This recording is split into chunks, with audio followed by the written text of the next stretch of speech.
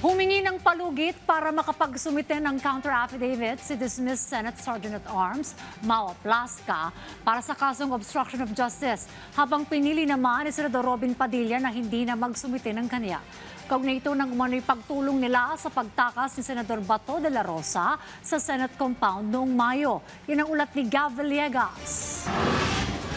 Humiling ng dagdag na palugit sa Office of the Ombudsman si dismissed Senate Sergeant-at-Arms Police Major General Mao Plasca sa paghahain ng kanyang counter-affidavit para sa kasong obstruction of justice dahil sa di umano'y pagtulong nito na makatakas si Senator Ronald Bato de la Rosa noong May 14. Ayon kay Ombudsman Jesus Crispin Remulla, mayroon lamang hanggang Huwebes, July 23 si Plasca para magsumite ng kanyang kontrasalaysay. Nabigyan sila ng pagkakataon na ipaliwanag ang kanilang panig, ngunit pinili ni Senator Robin Hood Padilla na huwag magsumite ng kanyang counter-affidavit.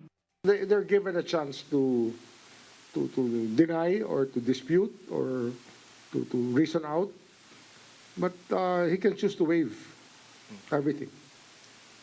It looks like he has chosen to waive it.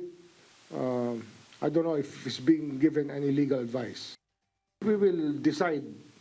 The resolution will be done without his counter-affidavit. Choice niya yan eh.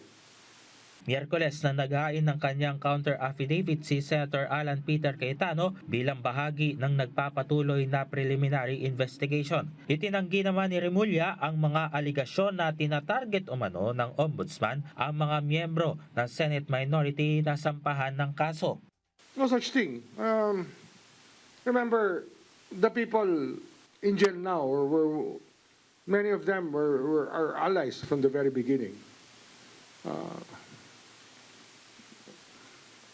That's the way it is. Lahat naman tinatamaan dito eh. Wala namang sinisino to eh.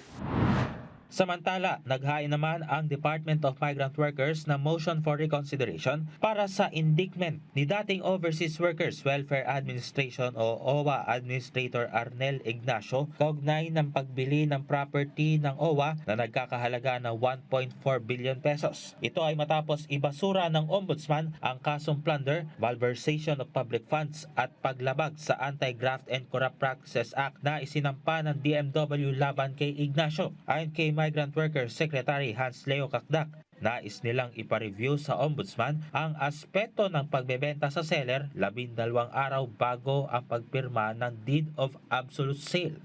Unang-una namin papakita yung cheque. Yung cheque muna that was issued on a particular date which is August 30th, 2024. Tapos, kung titignan natin na ang petsa, itong cheque na to in particular is worth 680,170,000.